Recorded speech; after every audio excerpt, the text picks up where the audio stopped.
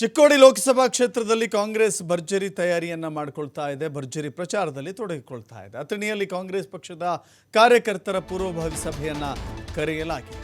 ಅಥಣಿ ಪಟ್ಟಣದ ಶಿವಣಗಿ ಸಭಾಭವನದಲ್ಲಿ ಕಾಂಗ್ರೆಸ್ ಸಭೆ ನಡೆಯಿತು. ಸಚಿವ ಸತೀಶ್ ಜಾರಕಿಹೊಳಿ, ಶಾಸಕ ಲಕ್ಷ್ಮಣ ಸವದಿ ನೇತೃತ್ವದಲ್ಲಿ ಈ ಸಭೆಯನ್ನ ನಡೆಸಲಾಯಿತು. ಪಕ್ಷದ ವರಿಷ್ಠರು ಹಾಗೂ ರಾಜ್ಯದ ನಾಯಕರಿಗೆ ಧನ್ಯವಾದ ತಿಳಿಸಿದ್ದಾರೆ ಪ್ರಿಯಾಂಕಾ ಜಾರಕಿಹೊಳಿ.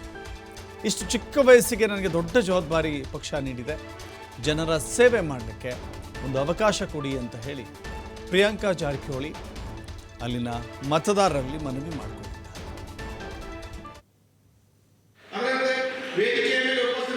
ಕಾಂಗ್ರೆಸ್ ಪಕ್ಷದ ಎಲ್ಲ ಮುಖಂಡರು, ಪದಾಧಿಕಾರಿಗಳು, ಕಾಂಗ್ರೆಸ್ ಪಕ್ಷದ ಕಾರ್ಯಕರ್ತರಲ್ಲಿ ಚುನಾವಣೆಗೆ ಬರ್ತಾ ಇದೆ. ಹಾಗೂ ಎಲ್ಲ ಅಥಣಿ ಮತಕ್ಷೇತ್ರದ ಕಾಂಗ್ರೆಸ್ ಪಾರ್ಟಿ ವರ್ಗದವರು ಕೂಡ ನನ್ನ ನಮಸ್ಕಾರ ಹೇಳುತ್ತಾ, ಮೊದಲನೇದಾಗಿ ನಾನು ಪಕ್ಷದ ವರಿಷ್ಠರಾದ ಶ್ರೀ ಖರ್ಗೆ ಸರ್, ಶ್ರೀ ಸೋನಿಯಾ ಗಾಂಧೀಜಿಯವರು, ಹಾಗೆ ಶ್ರೀ ರಾಹುಲ್ ಗಾಂಧಿ ಸರ್ ಅವರು, ಹಾಗೆಯೇ ನಮ್ಮ ಮುಖ್ಯಮಂತ್ರಿಗಳಾದ ಶ್ರೀ ಸಿದ್ದರಾಮಯ್ಯ ಸರ್ ಅವರು, ಹಾಗೆ DCM DK ಶಿವಕುಮಾರ್ ಸರ್ ಅವರು, ಹಾಗೆ ತಂದೆ ಸತೀಶ್ ಜಾರಕಿಹೊಳಿ ಕೂಡ ಧನ್ಯವಾದ ಹೇಳಿ ಬಯಸ್ತೇನೆ. ಯಾಕಂದ್ರೆ ಇಷ್ಟು ಸಣ್ಣ ವಯಸ್ಸಲ್ಲಿ ಅವರು ದೊಡ್ಡ ಜವಾಬ್ದಾರಿ ಕೊಟ್ಟಿದ್ದಾರೆ. ನನಗೆ ಬಹಳ ಖುಷಿ ಹಾಗೂ ಹೆಮ್ಮೆಯ ವಿಚಾರ. ಇನ್ನೂ 5 ಮಹಿಳೆಯರಿಗೆ ಕೂಡ ಟಿಕೆಟ್ ಅನ್ನು ಕೊಟ್ಟಿದ್ದಾರೆ.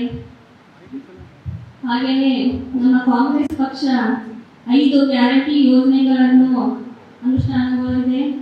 ಯುವ ನಿಧಿ ಆಗಲಿ, ಹಾಗೆ ಗೃಹ ಜ್ಯೋತಿ, ಗೃಹಲಕ್ಷ್ಮಿ, ಹಾಗೆಯೇ ಮಹಿಳೆಯರಿಗೆ ಉಚಿತ ಪ್ರಯಾಣ ಕೂಡ ಬಹಳ ಮಹಿಳೆಯರಿಗೂ ಕೂಡ ಅನುಕೂಲ ಆಗಿದೆ ನಾನು ಅನ್ಕೊಂಡಿದ್ದೀನಿ.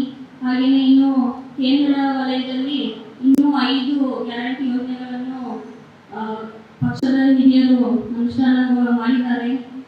ಹಾಗೆಯೇ ನಾನು ತಂದೆಯವರು ಅವರ ಬಹಳ ಗುಣಗಳು ಏನಂದ್ರೆ, ಅವ್ರು ಬಹಳ ಸ್ಟ್ರಿಕ್ಟ್ ಹಾಗೂ ಬಹಳ ಡಿಸಿಪ್ಲಿನ್ ರಾಜಕಾರಣಿ ಅಂತ ಹೇಳ್ಬೋದು. ಅವ್ರನ್ನ ನೋಡಿ ನಾವು ಸಾಕಷ್ಟು ಕಲ್ತಿದ್ದೀವಿ.